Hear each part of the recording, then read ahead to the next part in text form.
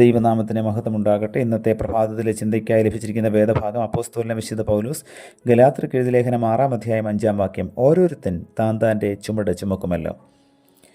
ഒരു അപ്പൂപ്പൻ ക്ലോക്ക് അത് സ്ഥാപിക്കപ്പെട്ടിരുന്ന മൂലയിൽ 3 തലമുറകളായി ഒരേ നിലയിൽ നിന്ന് കൃത്യമായി മിനിറ്റുകളും മണിക്കൂറുകളും ദിവസങ്ങളും കാണിച്ചു കൊണ്ടിരുന്നു.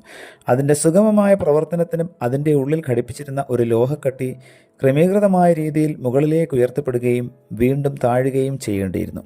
ആ ക്ലോക്കിന് ഒരു പുതിയ ഉടമസ്ഥൻ വന്നപ്പോൾ അയാൾ ചിന്തിച്ചു, ഇത്ര പഴക്കമുള്ള ഈ ക്ലോക്കിന് ഈ ഭാരം വലിച്ചു കയറ്റുവാൻ പ്രയാസമാണ്. അതുകൊണ്ട് അയാൾ ആ ലോഹക്കട്ടി അത് ഘടിപ്പിച്ചിരുന്ന ചെയിനിൽ നിന്നും വേർപെടുത്തി നീക്കം ചെയ്തു. ഉടൻ തന്നെ ഘടികാരത്തിൻ്റെ പ്രവർത്തനം നിലച്ചു. താങ്കൾ എന്തിനാണ് എൻ്റെ ഭാരം എടുത്തു കളഞ്ഞത്? ക്ലോക്ക് ചോദിച്ചു. നിനക്കത് വഹിക്കുവാൻ കഴിവില്ലെന്ന് ഞാൻ കരുതി, ഉടമസ്ഥൻ പ്രതിവദിച്ചു. ദയവായി അത് പുനഃസ്ഥാപിക്കുക. ക്ലോക്ക് തുടർന്നു. അതാണ് എൻ്റെ പ്രവർത്തനത്തെ സഹായിക്കുന്നത്. ഇന്നത്തെ കുറിവാക്യത്തിൽ അപ്പോസ്തലനായ പൗലോസ് പറയുന്നത്, നാം ഓരോരുത്തർക്കും അവരവരുടേതായ പ്രത്യേക ഭാരങ്ങളുണ്ടെന്നും അത് നമുക്ക് വേണ്ടി മറ്റാരെ കൊണ്ടും വഹിപ്പാൻ സാധ്യമല്ലെന്നും ആകുന്നു. ഗലാത്യർക്കുള്ള ലേഖനം 6-ാം അധ്യായം 1 മുതൽ 9 വരെ നാം സാവധാനം വായിക്കുക. മറ്റുള്ളവരുടെ സ്നേഹവും കരുതലും നമ്മുടെ ഭാരങ്ങൾ ലഘൂകരിച്ചേക്കാം. എങ്കിലും ആരെല്ലാം സ്വാതന്ത്ര്യപ്പെടുത്തിയാലും സഹായിച്ചാലും നാം തന്നെ അവ വഹിച്ചേ മതിയാവും. അവയ്ക്കെതിരായി നാം മറുതലിക്കുകയാണെങ്കിൽ ചിലപ്പോൾ അവയുടെ ഭാരത്തിന് കീഴെ നാം അടിപതറി ആത്മീകമായി പരാജയപ്പെടും. അവയെ നമ്മുടെ വളർച്ചയ്ക്കായി ദൈവം തൻ്റെ പ്ലാനിൽ ഉൾപ്പെടുത്തിയിരിക്കുന്ന കാര്യങ്ങളായി നാം കാണേണ്ടതാണ്.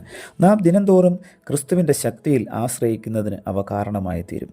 നമുക്ക് ഭാരമൊന്നും വഹിക്കാനില്ലെങ്കിൽ വിജയകരമായി ജീവിക്കാമെന്ന് കരുതി നാം പലപ്പോഴും എളുപ്പ വഴികളെ തിരയുന്നു. എന്നാൽ നാം ആത്മീയമായി ശക്തിപ്പെടേണ്ടതിന് ചിലപ്പോൾ ശാരീരികമായി കഷ്ടപ്പെടുവാൻ ദൈവം അനുവദിക്കുന്നു എന്നുള്ളത് നാം മനസ്സിലാക്കുന്നില്ല. നമ്മുടെ ഭാരത്തിന് കാരണം ഒരു രോഗമോ ഏതെങ്കിലും പ്രതികൂല സാഹചര്യമോ സാമ്പത്തികമായ ബുദ്ധിമുട്ടുകളോ എന്തു തന്നെയായാലും അത് നമ്മുടെ മുൻപോട്ടുള്ള ഗമനത്തെ സഹായിക്കാൻ ഉതകുന്ന ആത്മീയ ശക്തിക്ക് മുഖാന്തരമായി തരും.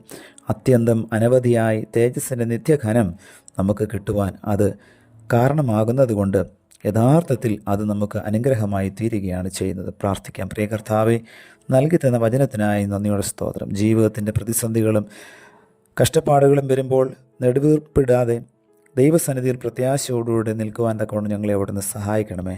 ഇന്നത്തെ വചന കേൾവിയിലൂടെ അവിടുന്ന് ഞങ്ങളുടെ ഭാരങ്ങളെ ലഘൂകരിക്കുന്ന കർത്താവാണ് ഞങ്ങളെ മനസ്സിലാക്കി തന്നതിനായി നന്ദിയോടെ സ്തോത്രം. ഞങ്ങളുടെ ജീവിതത്തിൽ ഭാരങ്ങളും പ്രയാസങ്ങളും കഷ്ടപ്പാടുകളും വരുമ്പോൾ ഒരിക്കലും വെറുപിറുക്കാതെ ദൈവസന്നിധിയിൽ ദൈവമുഖത്തേക്ക് നോക്കുവാൻ തക്കവണ്ണം ഞങ്ങളെ അവിടുന്ന് സഹായിക്കണമേ.